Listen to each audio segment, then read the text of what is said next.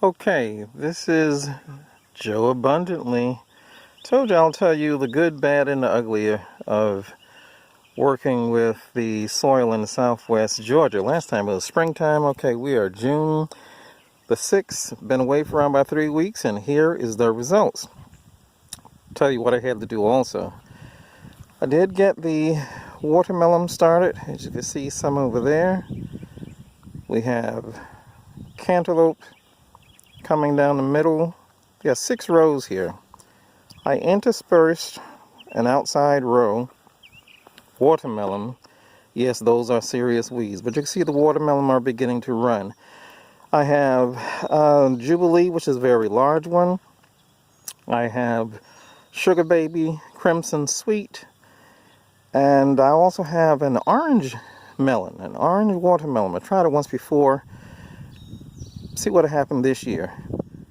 The second row, as I slowly step over here, is actually peanuts.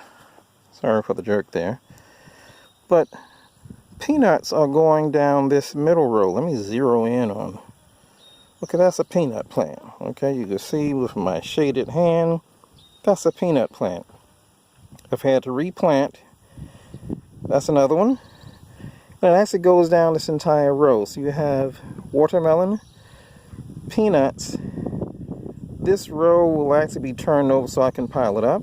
This cantaloupe is a Savoy cantaloupe that you just have to try. It's very tasty. That's on a bed of compost.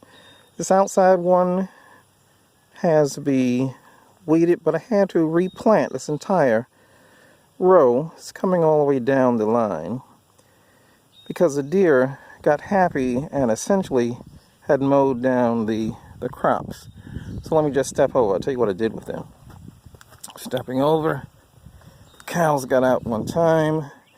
They acted out and they said, yum. Okay. So I was talking about successive planting. This is the second planting of corn that will come down this row. I'll finish with a third. Yes, next time you'll see it be all cleaned up and de-weeded. But here's a challenge. Because the deer come straight through this area from one side of the garden to another, they just come straight through and nibble as they go. I had to start putting up a fence. This is a particular pattern.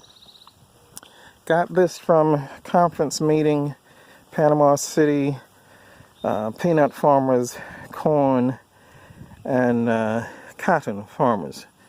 They had been devastated by the deer and wild hogs. Yes, they are serious wild hogs down here. This particular fence setup, back up just a little bit, okay?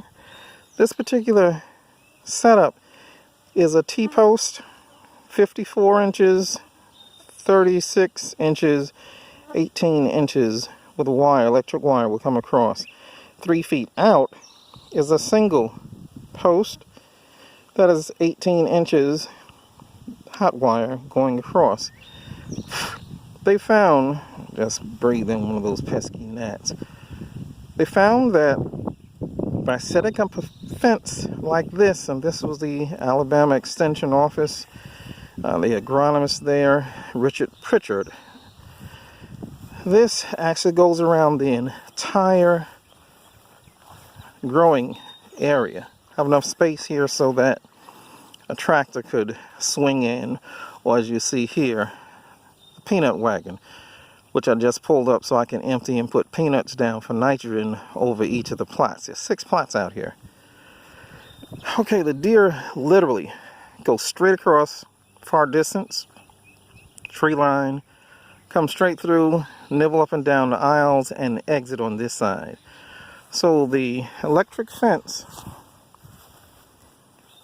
would go one end to the other, starting at the pecan trees that you see down in the distance.